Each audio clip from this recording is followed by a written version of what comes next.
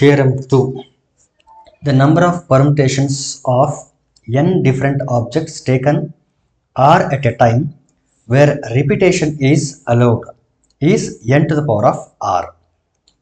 Last ವಿಡಿಯೋನಲ್ಲಿ repetition not allowed ಆಗಿದ್ದಾಗ number of ಪರ್ಮಿಟೇಷನ್ಸ್ ಎಷ್ಟು ಬರುತ್ತೆ ಅಂತೇಳಿ ನಾವು ಡಿಸ್ಕಸ್ ಮಾಡಿದ್ವಿ.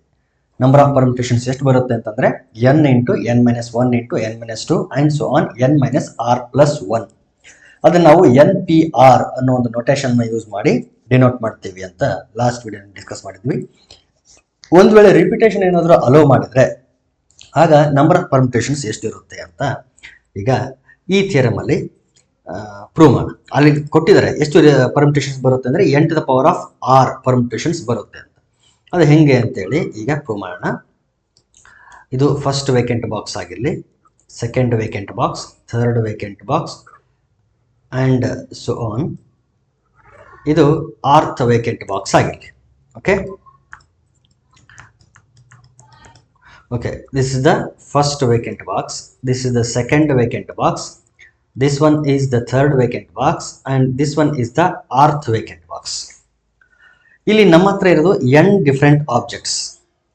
Since we have n different objects, first vacant box can be filled in n different ways.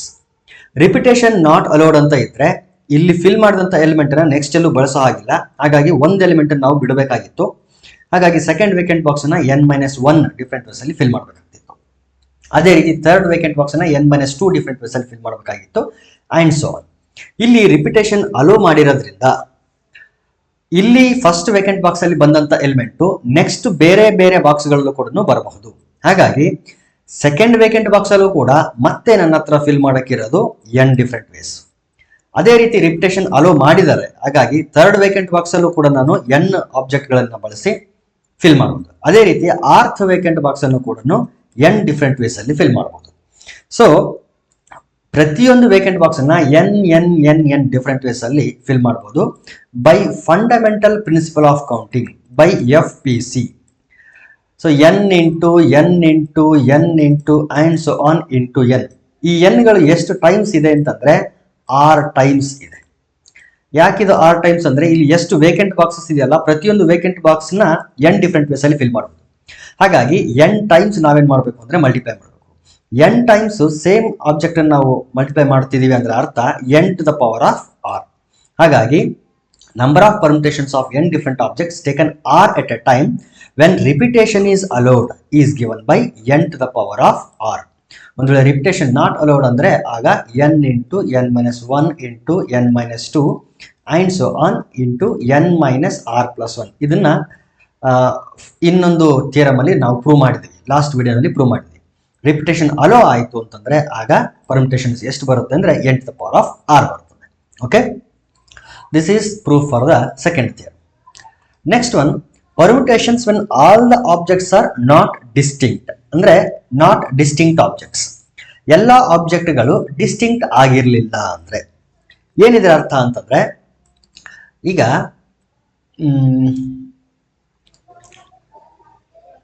Suppose ABC ಅಂತ 3 ಆಬ್ಜೆಕ್ಟ್ಗಳಿದೆ ಅಂತ ಅಂದ್ಕೊಳ್ರಿ. 3 ಆಬ್ಜೆಕ್ಟ್ಗಳು ಬೇರೆ ಬೇರೆ ಆಗಿದೆ. ಒಂದು ವೇಳೆ ಅಮ್ಮ ಅಂತ ಒಂದೇನಾದರೂ ವರ್ಡ್ ತಗೊಂಡ್ರೆ ಇಲ್ಲಿ ಈ ಆಬ್ಜೆಕ್ಟು ಮತ್ತು ಈ ಆಬ್ಜೆಕ್ಟು ಒಟ್ಟಿನಲ್ಲಿರೋದು 4 ಆಬ್ಜೆಕ್ಟ್ಗಳು. ಅದರಲ್ಲಿ ಫಸ್ಟ್ ಒನ್ ಮತ್ತು ಫೋರ್ತ್ ಒನ್ ಸೇಮ್ ಇದೆ, ಸಿಮಿಲರ್. ಸೆಕೆಂಡ್ ಒನ್ ಮತ್ತು ಥರ್ಡ್ ಒನ್ ಕೂಡ ಸೇಮ್ ಇದೆ. ಅದನ್ನೇ ನಾವು ಹೇಳ್ತಾ ಇರೋದು ಇಲ್ಲಿ ನಾಟ್ ಡಿಸ್ಟಿಂಕ್ಟ್ ಆಬ್ಜೆಕ್ಟ್ಸ್ ಅಂತ. ಎಲ್ಲ ಬೇರೆ ಬೇರೆ ಇಲ್ಲ, ಕೆಲವು ಆಬ್ಜೆಕ್ಟ್ಗಳು ಏನಾಗಿದೆ ಅಂತಂದ್ರೆ ಸೇಮ್ ಇದೆ ಅಂತ. ಅದೇ ರೀತಿ ಇನ್ನೊಂದು ವರ್ಡ್ ಹೇಳೋದಾದ್ರೆ ರೂಟ್ ಅನ್ನೋ ವರ್ಡ್ ROOT. ಒಟ್ಟು ಆಬ್ಜೆಕ್ಟ್ಗಳಿರೋದು 4, ಆದರೆ ಅದರಲ್ಲಿ 2 ಆಬ್ಜೆಕ್ಟ್ಗಳು ಸೇಮ್ ಇದೆ, ಸೇಮ್ ಇದೆ, ಸೇಮ್ ಆಬ್ಜೆಕ್ಟ್ಗಳು. ಈ ರೀತಿ ಡಿಸ್ಟಿಂಕ್ಟ್ ಆಬ್ಜೆಕ್ಟ್ಗಳು ಇರಲಿಲ್ಲ ಅಂತಂದ್ರೆ ಆಗ ಪರ್ಮಿಟೇಷನ್ಸ್ ಎಷ್ಟಿರುತ್ತೆ ಅಂತ. The number of permutations of n objects where p objects are of same kind. ನೋಡಿ ಇಲ್ಲಿ 2 ಆಬ್ಜೆಕ್ಟ್ಗಳು ಸೇಮ್ ಇದೆ ನೋಡ್ರಿ, p objects are of same kind ಅಂದ್ರೆ ಸೇಮ್ ಇರೋದು. ಇಲ್ಲಿ 2 ಆಬ್ಜೆಕ್ಟ್ಗಳು ಸೇಮ್ ಇದೆ, m ಸೇಮ್ ಇದೆ ಮತ್ತು a ಕೂಡ ಸೇಮ್ ಇದೆ. So p objects are of same kind and rest are all of different. ಮತ್ತೆ ಬೇರೆ ಬೇರೆವೆಲ್ಲನು ಬೇರೆ ಬೇರೆ ಇದ್ರೆ ಆಗ ಪರ್ಮಿಟೇಷನ್ಸ್ ಎಷ್ಟಿರುತ್ತೆ ಅಂತಂದ್ರೆ n factorial divided by p factorial ಆಗಿರ್ತದೆ. ಇದಕ್ಕೆ ಪ್ರೂಫ್ ಕೊಡಲ್ಲ ನಾನು. ಇದರ ಪ್ರೂಫ್ ಬೇಕು ಅಂತಂದ್ರೆ you can refer R D ಶರ್ಮನಲ್ಲಿ ಈ ಒಂದು ಥಿಯರಮ್ಗೆ ಪ್ರೂಫ್ ಇದೆ. ಓಕೆ, ಇದಕ್ಕೆ ಒಂದು ಎಕ್ಸಾಂಪಲ್ ಕೊಡೋಣ. ಇಲ್ಲೇ ರೂಟ್ ಅಂತ ಇದೆಯಲ್ಲ, ಇದನ್ನೇ ನಾನು ಇಲ್ಲಿ ಎಕ್ಸಾಂಪಲ್ ಆಗಿ ತಗೊಳ್ತೀನಿ.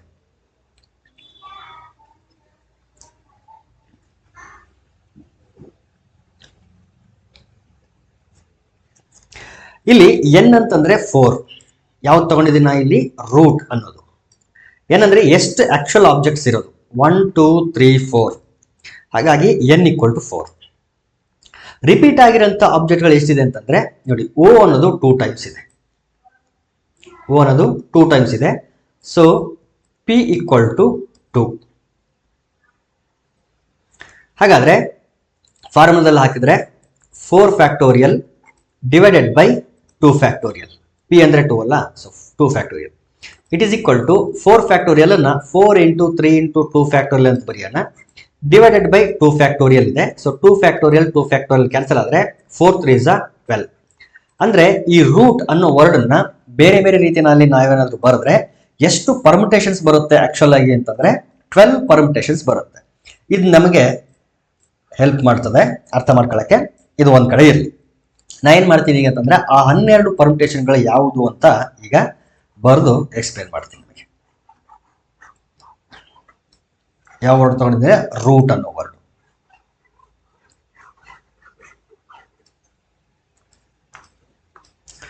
ನೋಡಿ, ROOT ಇದು ಒಂದು ಪರ್ಮಿಟೇಷನ್. ಈ ಎರಡು ಓಗಳನ್ನ ಒಂದ್ ವೇಳೆ ಇಂಟರ್ಚೇಂಜ್ ಮಾಡಿದ್ರೆ ಆಗ್ಲೂ ಕೂಡ ರೂಟ್ ಅನ್ನೋದೇ ಬರುತ್ತೆ. ಇಂಟರ್ಚೇಂಜ್ ಮಾಡಿದ್ದೀನಿ ಆದ್ರೆ ಬೇರೆ ಮೀನಿಂಗ್ ಕೊಡಲ್ಲ. ಹಾಗಾಗಿ ಇವೆರಡೂ ಒಂದೇ ಪರ್ಮಿಟೇಷನ್ ಅಂತ ಅರ್ಥ. ಓಕೆ, ಅದೇ ರೀತಿ TOOR ಈ ಎರಡು ಓಗಳನ್ನ ಇಂಟರ್ಚೇಂಜ್ ಮಾಡಿದ್ರೆ ಮತ್ತೆ ನಮಗೆ TOOR ಬರೋದು. ಈ ಓನ ಇಲ್ಲಿ, ಈ ಓನ ಇಲ್ಲಿ ಬರೆದ್ರೆ ಅರೇಂಜ್ಮೆಂಟ್ ಅಂತ ನೋಡಿದಾಗ ಬೇರೆ ಅರೇಂಜ್ಮೆಂಟೇ, ಆದ್ರೆ ವರ್ಡ್ ಅಂತ ನೋಡಿದಾಗ ಇದು ಬೇರೆ ವರ್ಡ್, ಇದು ಬೇರೆ ವರ್ಡ್ ಅಲ್ಲ. ಅದಕ್ಕೆ ನಾವೇನ್ ಮಾಡ್ಬೋದು ಅಂತಂದ್ರೆ ಇದಕ್ಕೆ 1 ಅಂತ, ಇದಕ್ಕೆ 2 ಅಂತ ಕೊಡಿ. ಇದು O1, ಇದು O2. ಇಂಟರ್ಚೇಂಜ್ ಮಾಡಿದಾಗ O2 ಇಲ್ಲಿ ಬರುತ್ತೆ, O1 ಇಲ್ಲಿ ಬರುತ್ತೆ. ಇದು ಕೂಡ ರೂಟ್, ಇದು ಕೂಡ ರೂಟ್, ಆದ್ರೆ ಒಂದೇ ವರ್ಡ್. ಅದು ರೂಟ್ ಅನ್ನೋದು ಒಂದೇ ವರ್ಡ್. ಅದೇ ರೀತಿ ಇದು 1 ಇದು 2 ಅಂತ ಅನ್ಕೊಂಡ್ರೆ ಇದು 2 1 ಆಗ್ತದೆ. ಸೊ ಇದು ಕೂಡ ಒಂದೇ ವರ್ಡ್. ಸೊ ಇದು ಸೆಕೆಂಡ್ ವರ್ಡ್. ಅದೇ ರೀತಿ ROTO ಇದು 1 ಇದು 2 ಅಂತ ಅನ್ಕೊಂಡ್ರೆ ROTO1 ಇದು ಥರ್ಡ್ ವರ್ಡ್. ಅದೇ ರೀತಿ TORO ಇದು 1 ಇದು 2.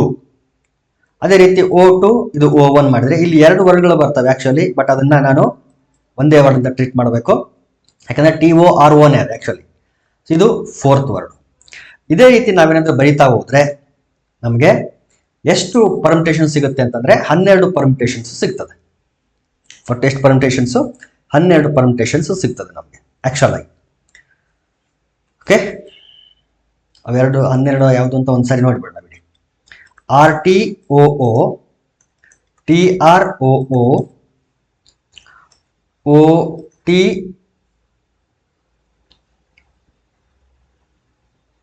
OTRO, ORTO, OOTR, OORT. ಎಷ್ಟಾಯ್ತು ನೋಡಿ? 4 5 6 7 8 9 10. ಇನ್ನೆರಡಿದೆ. ಇನ್ನೆರಡು ಯಾವುದು ಅಂದ್ರೆ OTOR, OROT. ಇಲ್ಲೆಲ್ಲನೂ ಎರಡೆರಡು ಪರ್ಮಿಟೇಷನ್ಸ್ ಬರ್ತವೆ. ಇವೆರಡು ಇಂಟರ್ಚೇಂಜ್ ಮಾಡಿದ್ರೆ ಮತ್ತೆರಡು ಬರ್ತವೆ, ಇವೆರಡು ಇಂಟರ್ಚೇಂಜ್ ಮಾಡಿದ್ರೆ ಮತ್ತೆ ಬರ್ತವೆ, ಇವೆರಡು ಇಂಟರ್ಚೇಂಜ್ ಮಾಡಿದ್ರೆ ಮತ್ತೊಂದು ಹೊಸ ವರ್ಡ್ ಬರುತ್ತೆ. ಆ ರೀತಿ ನೋಡಿದಾಗ 24 ಬರ್ತವೆ. ಬಟ್ ಅವು ಎರಡೆರಡು ಸೇಮ್ ವರ್ಡ್ಸ್ ಆಗಿರೋದ್ರಿಂದ ಈ ರೀತಿ ಸೇಮ್ ವರ್ಡ್ಸ್ ಆಗಿರೋದ್ರಿಂದ ಇದನ್ನ ಒಂದೇ ಪರ್ಮಿಟೇಷನ್ ಅಂತ ಟ್ರೀಟ್ ಮಾಡ್ತೀವಿ. ಹಾಗಾಗಿ ಒಟ್ಟು ನಮ್ಗೆ ಎಷ್ಟು ಪರ್ಮಿಟೇಷನ್ಸ್ ಬಂತು? 12 ಪರ್ಮಿಟೇಷನ್ಸ್ ಬರುತ್ತೆ. ಓಕೆ, ಇದು ಎಲ್ಲ ಆಬ್ಜೆಕ್ಟ್ಗಳು ಸೇಮ್ ಬೇರೆ ಬೇರೆ ಇಲ್ಲದೆ ಇದ್ದಾಗ, ಕೆಲವೊಂದು ಆಬ್ಜೆಕ್ಟ್ಗಳು ಸೇಮ್ ಇದ್ದಾಗ ನಾವೇನ್ ಮಾಡ್ತೀವಿ ಅಂತಂದ್ರೆ ಈ ರೀತಿ n factorial divided by p factorial. ಇದು ಒಂದು ಆಬ್ಜೆಕ್ಟ್ ಮಾತ್ರ ರಿಪೀಟ್ ಆಗಿದ್ದಾಗ, O ಅನ್ನೋ ಒಂದು ಆಬ್ಜೆಕ್ಟ್ ರಿಪೀಟ್ ಆಗಿದೆ, ಅಲ್ಲಿ ಮಾತ್ರ n factorial divided by p factorial. ಒಂದ್ ವೇಳೆ ಬೇರೆ ಬೇರೆ ಆಬ್ಜೆಕ್ಟ್ಗಳು ಇತ್ತು ಅಂದ್ರೆ, ಅಲ್ಲೇ ಹೇಳಿದ್ನಲ್ಲ ನಾನು AMMA. ಇಲ್ಲಿ ಎರಡು ಆಬ್ಜೆಕ್ಟ್ಗಳು ರಿಪೀಟ್ ಆಗಿದೆ. ಎಂ ಅನ್ನೋದು ರಿಪೀಟ್ ಆಗಿದೆ, ಎ ಕೂಡ ರಿಪೀಟ್ ಆಗಿದೆ. ಇಲ್ಲಿ ಯಾವ ರೀತಿ ಈ ಫಾರ್ಮುಲಾ ಬಳಸಬೇಕು ಅಂತಂದ್ರೆ ಇದನ್ನು ನಾವು ಜನರಲೈಸ್ ಮಾಡಬಹುದು. ಅದನ್ನು ನಾನು ನೆಕ್ಸ್ಟ್ ಥಿಯರಮ್ ಹೇಳ್ಕೊಡ್ತೀನಿ. Theorem 4. The number of permutations of n objects where P1 objects are of one kind, P2 are of second kind, and so on Pk are of kth kind, and the rest, if any, are of different kind is n factorial divided by P1 factorial into P2 factorial into P3 factorial and so on into Pk factorial. So ಈ ರೀತಿ ಒಂದು object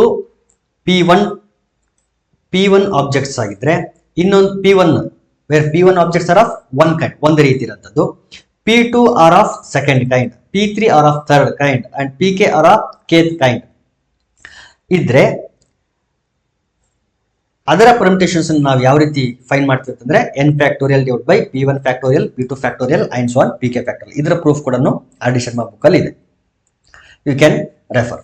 ಇಲ್ಲಿ ಒಂದು example ತಗೊಳ್ಳೋದಾದ್ರೆ ಯಾವ್ದು ತಗೊಳ್ಳೋಣ, ಪರ್ಮಿಟೇಷನ್ಸ್ ಅನ್ನೋ ವರ್ಡನ್ನೇ ತಗೊಳ್ರಿ.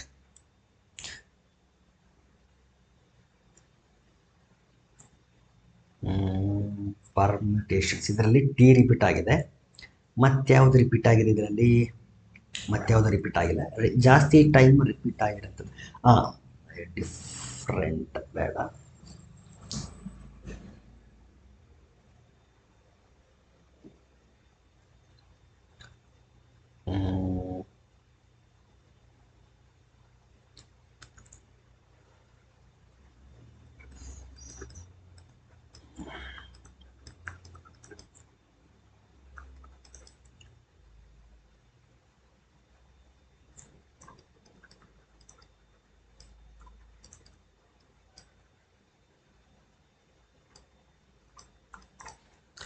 ಇಲ್ಲಿ ನೋಡಿ ಎ ಅನ್ನೋದು 3 ಟೈಮ್ಸ್ ಇದೆ. ಇಲ್ಲಿ 3 objects are there of same kind. ನೋಡಿ P1 objects are of one kind. ಎಷ್ಟು ಆಬ್ಜೆಕ್ಟ್ ಇದೆ? 3 objects, 1 2 3. 3 objects are of one kind, 2 objects are of other kind. ಹಾಗಾದ್ರೆ ಇಲ್ಲಿ P1 ಎಷ್ಟಾಗುತ್ತೆ ಅಂದ್ರೆ 3, P2 ಎಷ್ಟಾಗುತ್ತೆ ಅಂತಂದ್ರೆ 2. ಈ ಒಂದು ವರ್ಡ್ ತಗೊಂಡಾಗ, ಅದೇ ರೀತಿ ಇಲ್ಲಿ ತಗೊಂಡಾಗ these 2 objects are of one kind ಅಂದ್ರೆ ಒಂದು ರೀತಿ ಇದೆ ಅಂತ. These 2 objects are of other kind, ಇದು ಒಂದು ರೀತಿ ಇರುವಂತಹ ಆಬ್ಜೆಕ್ಟ್ಗಳು. ಅಂದ್ರೆ ಇಲ್ಲಿ P1 ಕೂಡ 2, P2 ಕೂಡ 2. ಒಂದು ವೇಳೆ ಇನ್ನೊಂದು ಯಾವ್ದಾದ್ರು ಒಂದು ಸೇರಿಸಿದ್ರೆ ಇಲ್ಲಿ ನಮ್ ಈ ರೀತಿ ಏನಾದ್ರು ಸೇರಿಸಿದ್ರೆ ಇಲ್ಲಿ A, these 3 objects are of same kind. So ಇದನ್ನ 3 ಅಂತ ಬರ್ಕೊಳ್ಬಹುದು. And N, these 2 objects are of same kind. This M and this M, these 2 are of same kind. So P3 equal to 3. ಈ ರೀತಿ ನಾವೇನ್ ಮಾಡ್ತೀವಿ ಅಂತಂದ್ರೆ ಒಂದು ಆಬ್ಜೆಕ್ಟ್ ಸೇಮ್ ಇರೋಂಥ ಆಬ್ಜೆಕ್ಟ್ಗಳು ಎಷ್ಟಿದೆ ಅನ್ನೋದನ್ನ ನಾವು P1, P2, P3 ಅಂತ ಐಡೆಂಟಿಫೈ ಮಾಡಿಕೊಂಡು ನಾವು ಈ ಫಾರ್ಮುಲಾದಲ್ಲಿ ಹಾಕಿ ಸಿಂಪ್ಲಿಫೈ ಮಾಡ್ತೀವಿ. ನಮಗೆ ನಂಬರ್ ಆಫ್ ಪರ್ಮಿಟೇಷನ್ಸ್ ಆಟೋಮೆಟಿಕಲಿ ಸಿಗುತ್ತೆ. ಓಕೆ, ಪ್ರಾಬ್ಲಮ್ಸ್ ಸಾಲ್ವ್ ಮಾಡುವಾಗ ಈ ಒಂದು ಫಾರ್ಮುಲಾನ ಹೆಂಗೆ ಅಪ್ಲೈ ಮಾಡಬೇಕು ಅಂತೇಳಿ ನಿಮಗೆ ಹೇಳ್ಕೊಡ್ತೀನಿ, ಅಲ್ಲಿ ನಿಮಗೆ ಕ್ಲಿಯರ್ ಆಗುತ್ತೆ.